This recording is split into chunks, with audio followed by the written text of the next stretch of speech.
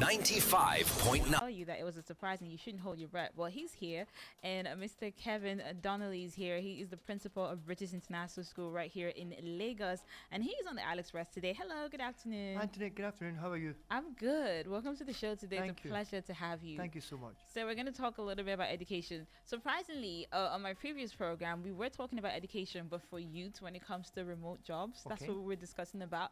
And I'm so excited to meet an actual educator. Okay. And I've also heard of your non-conventional methods of teaching, and it is incredible to know that there are people who can do that. So I want to talk about policies education now, specifically for children. So when do you think is the right age to start introducing young children into politics, to start educating them about it? Politics? Yes. From the day they're born, they're involved in politics. Whoa. Because politics isn't necessarily something that happens out with the home, for example. Within the home, there's politics. There's politics between mum and dad. For example, if you notice, actually children are the best politicians. Yes, they are. Because actually children know how to play parents. So for example, they'll give you a face for a particular time. They'll tell you a story for a particular time. And they'll actually know what you want to hear at a particular time as well.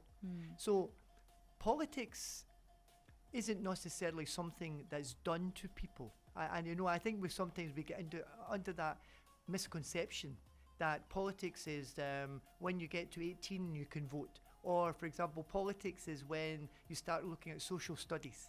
The truth is, politics is part and parcel of everyday life. So I don't think, we might not necessarily call it politics, but I think that children have to be aware of their society. I think one of the big things for me regarding, if you want to keep on using the word politics, is the fact is citizenship. Citizenship is something that actually has to be taught very early on. Equality has to be taught early on. Diversity has to be taught early on. I really like that you say that, because like people don't really realize how much we need to unlearn, and they realize it when they're grown up that maybe this is not how things are supposed to be, when they could have been learning this when they were children. Yeah, I mean the truth is that a lot of times we're not actually fully aware or appreciate what it is that children actually pick up. You know, like for example, children are very aware, you know, when mother and father are not on the best of terms. Yes, they know. They know. No one's told them, but they can tell. There's there's an atmosphere, for example, and often the children are political because of the fact is that they can grab that opportunity for their own devices. So yeah, I mean, I think we do have to understand that each of us actually can learn a lot from each other. Okay.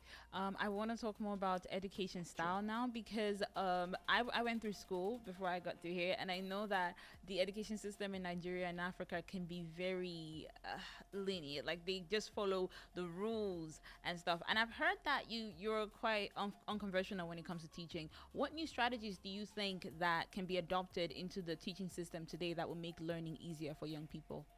It's interesting you should say that, Antoinette, because but I think there's an important factor here that sometimes we don't always appreciate. Students from Nigeria, let me take Nigeria. Students from Nigeria, when they go to any other country, thrive. That's a fact. That's true. Right? That's a fact. And in fact, many universities in the UK, the US and Canada are actually very, very desperate for Nigerian students. Because Nigerian students naturally have a work ethic in terms of, you remember, you had to copy your life away, then you take home, read your notes, and then you still come back to do tests in the morning. And then what you do is, but you actually also, you read your notes and also pray at the same time, because you actually pray that what you've read actually comes up in the question paper. Yeah. There's a discipline to that. I mean, there actually is a discipline to that. I mean, on face value, you think, actually, that's not education. But there's a discipline in terms of actually attention to detail in terms of notes. There's a self-discipline about actually putting time aside to actually study. There's also a discipline in, for example, being able to recall. So those are disciplines, right? So, I mean, I don't think necessarily that the system itself is necessarily a bad system. I think what the system doesn't allow is for individuality. Yes. And, you know, maybe in your time, I'm sure, in fact, Antonieetee, I'm sure when you were in class, a lot of the times, a lot of things that were said were actually just flying over your head, or you were looking out of the window because something outside was very interesting. Well, that happened when I was a lot younger. Right, okay. Or even the very fact is that you like to gist with your friends. That's the truth. Did you? Okay, guilty. Guilty, I Right, did that okay. too. Me too. Me too. Because the honest truth is that when I was younger, a big mistake for me is that in the maths classrooms and the chemistry classrooms, they looked directly onto the football pitches.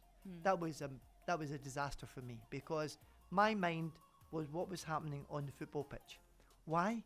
Because what was happening in the class wasn't stimulating me. You know, there's such a thing as learning styles. We actually all learn differently. That's the truth. Yes. And therefore, being individual learners, the curriculum actually has to suit me. I shouldn't have to suit the curriculum. So the fact that, okay, so I have to teach mathematics today, all right? Or I have to learn mathematics today.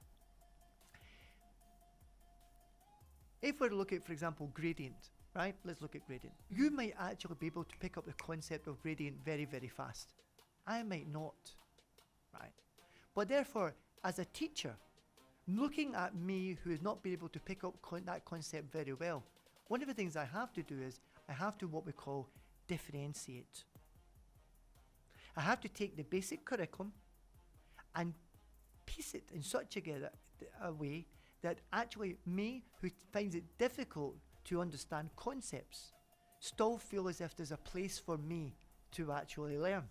I think that's one important factor. Another important factor is actually how we assess. You know, assessment, if you hear the word assessment, people automatically think test. It's an exam. Yeah, exam. Yeah.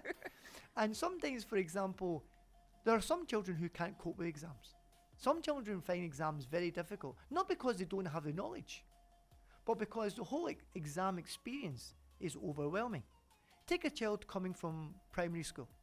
So they've gone through primary school, whereby they don't necessarily do huge exams. You then go to secondary school. You're 10 years old. You've gone into a hall, normally an old gym. There's rows and rows of desks.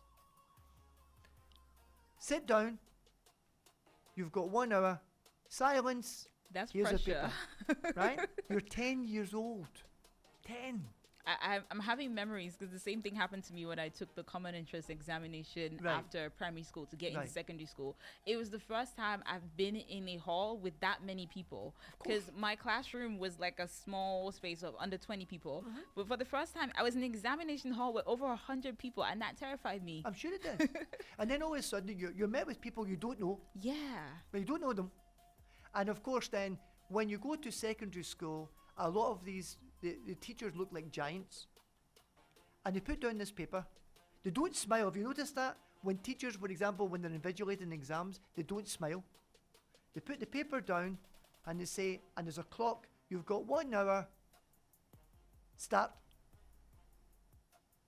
If I'm 10, it's like, I'm not starting anything because I have frozen. So one of the things that's very important to us is actually allowing students to be assessed in different ways. You know, one of the things that we've really promoted is project-based learning.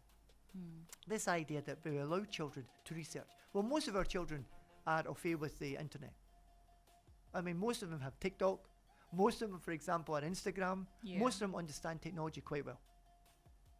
So we actually can give them projects on topics to allow them to use some of that skill and that knowledge that they have in a directed way. That will be assessed. It could be assessed on presentation, it could be assessed on research skills, because these skills are skills which are transferable, skills which actually are going to be used, of course, when they go to university. Yes. That is such a beautiful way to look at education. Honestly, I never really like saw it that way. So, I do want to know more about methods that include storytelling and role play when it comes to educating children. How would you say we can adapt that into the Nigerian and African education scene? Are Africans not the best storytellers? Well, they say we are. Right? So if Africans are the best storytellers, why can we not take curriculum and tell it in the form of a story?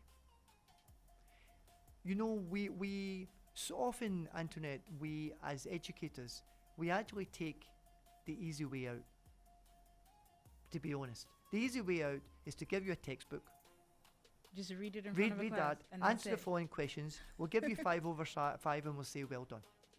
But we've actually sucked out the creativity of the student, but actually technically we've sucked out the creativity of the teacher as well. And so often our teachers are actually very put in handcuffs, so to speak, or straitjackets, because you've got to get this curriculum taught by so and so time. You know, storytelling is a fantastic, because children have imaginations. They have great imaginations. You can actually start the ball rolling by telling stories and allow the children themselves to actually become storytellers. Role play. One of the biggest challenges for students is actually to apply what they've been taught. One of the best ways to do that is via role play. So for example, let's go back to mathematics, the subject I told you I didn't like. So the truth is, and I'm sure I'm not alone, I'm sure many of our listeners fall into my category. Probably, but not me. My dad didn't want me to hate math, so he taught me math every single day. Look, you might not think you were lucky, but you're actually lucky. I know. I've been told. I think they thought I was going to be an engineer, but then they found out when I was a teenager that, oh, she likes media. She likes the arts. Right. Okay. But one of the things that regarding mathematics, and is that mathematics is a fantastic subject that you can actually bring role play into, particularly in the question of financial literacy. You know, a lot of people don't understand finance at all. So you imagine, for example, in basic primary school, for example, counting. Let's do it insofar as a child going to the shop, right? Yeah. They've got apples, oranges, pears, pawpaw, whatever to be bought. There's prices to all of these things. You know that you've got X amount of naira in the budget. By simple mathematics, simple addition, budgeting, subtraction, division, a student actually can see that actually mathematics, the concept of mathematics, can be done in a very, very practical way. These are very small examples. But the truth is, it's something that actually, when I go to the supermarket, I can remember. Because it's practical. It's practical. Yeah. Okay, thank you very much. I really hope that somebody who is listening out there is learning something, because Mr. Kevin is giving us the cheat code. And you know, the funny thing is, sometimes the teachers really do need to do more, because I remember even after learning in school, because my mom was a teacher, Oh, right. so she would teach us extra, like during the holidays. She was also on vacation. She would be like, okay, everybody sit here. This is how you spell this. This is how you calculate this and that. And I believe that if we implore that into more schools, that would work. So finally, before you go, I want to talk a little bit about climate education too, because we started with politics as well, and this is something that has been of global concern, and we need to introduce it more, not just to the teenagers who are in secondary school, but in primary school as well. How do you think we can introduce climate education to the younger generation? It's actually very easy.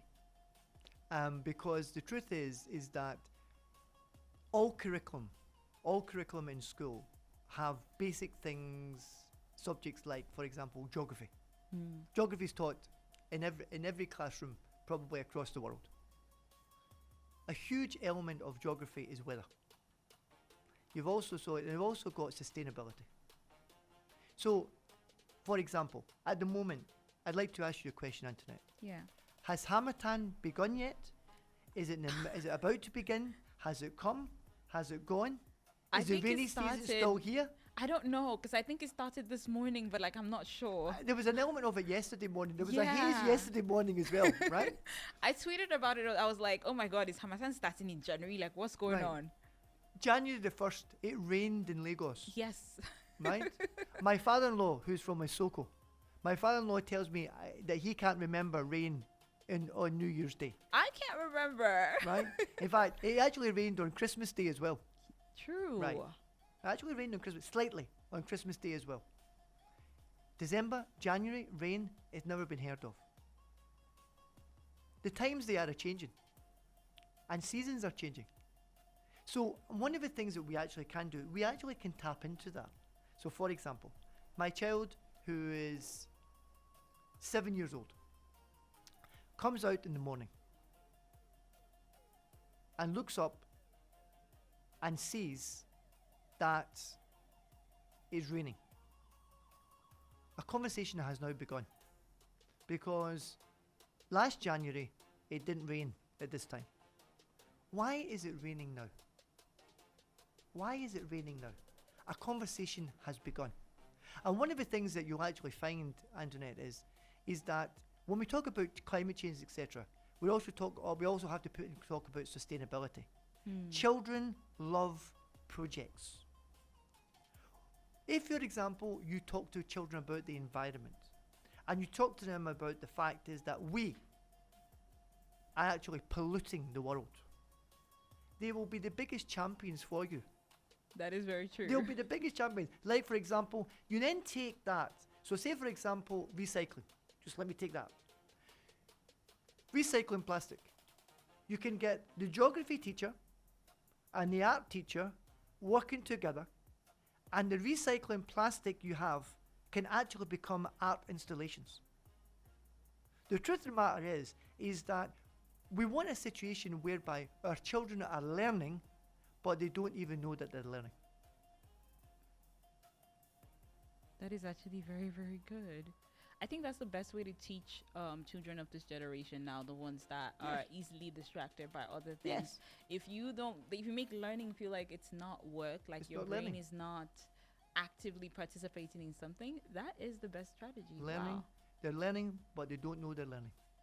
Thank you very much, Mr. Kevin. It was a pleasure to have you on AliExpress today. We've learned so much from you, but this is what we're going to call it a wrap on the interview today. Hopefully, next time I have you on the show to talk more on education for young children. It would be a pleasure. Maybe not even just on radio for like a panelist discussion if you're open to something like that. You're welcome. Thanks, All right. Antoinette. Thank you so much. IO 95.9.